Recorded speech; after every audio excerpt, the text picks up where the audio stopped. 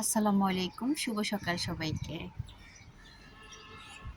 অনেক সুন্দর কিচিরমিচির শব্দ। আপনারা শুনতে পাচ্ছেন কিনা জানি না, আমি কিন্তু শুনতে পাচ্ছি।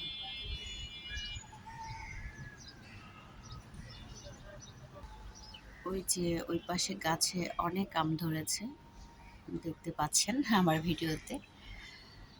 আর যে টপিক নিয়ে কথা বলবো, যে কোনো কাজে লেগে থাকতে হবে, তাহলে আপনি সাকসেস হবেন। এটা অবশ্যই আপনারা বিশ্বাস করেন, আমি মনে প্রাণে বিশ্বাস করি।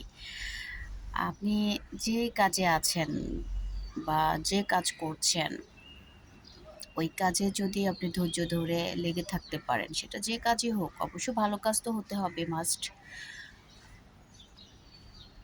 আপনি কাজটা ধরে রাখতে পারলে অবশ্যই একদিন সাকসেস হবেন।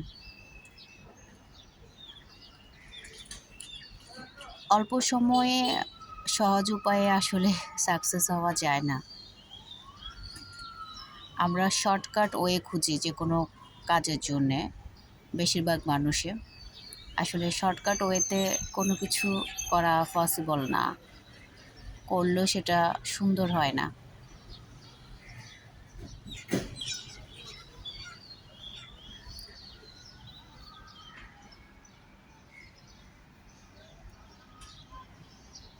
আমি বিজনেস করছি অনলাইন অফলাইন মিলে বললে ১৯ সাল থেকে। ক্যাটারিং বিজনেসটা ১৯ সাল থেকে, ২০ সাল থেকে অনলাইন বিজনেস। তো অনেক দিন হয়ে গেল, কিন্তু অনেক কিছু করতে পেরেছি তা কিন্তু না।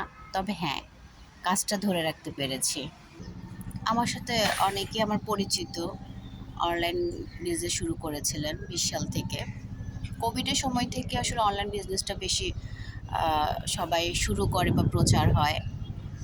তো ওই অনেকের মধ্যে গুটি কয়েক এখনও কাজ করছেন, সবাই কিন্তু ধরে রাখতে পারেননি। তাই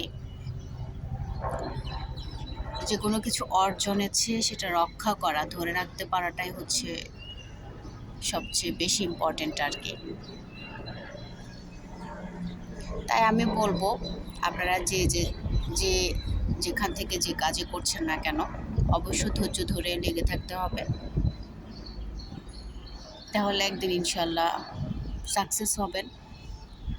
আপনাদের জায়গা থেকে, আপনাদের কাজের জায়গা থেকে যে স্বপ্নটা দেখে আসছেন, সেটার কাছাকাছি হলেও পৌঁছাবেন, পুরোপুরি যদি পৌঁছাতে না পারেন। আমার ভালো লাগা কাজ করে যে আমি আমার বিজনেসটা অনেক দিন ধরে করে আসছি, ধরে রাখতে পেরেছি, বা বিজনেস নিয়ে এখনও অনেক স্বপ্ন দেখি।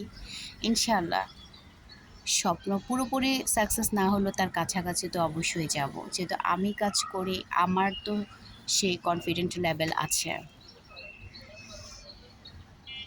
তাই হতাশ না হয়ে, ভেঙে না পড়ে, যে কাজ করছেন কাজে লেগে থাকুন। অবশ্যই একদিন আপনি গেইন করবেন।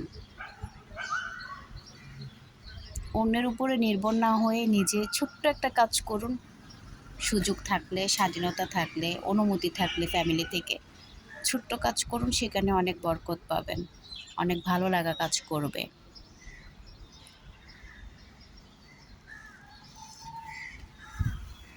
তো আজকে এ পর্যন্ত, সবাই ভালো থাকবেন। আসসালামু আলাইকুম, আল্লাহ হাফেজ।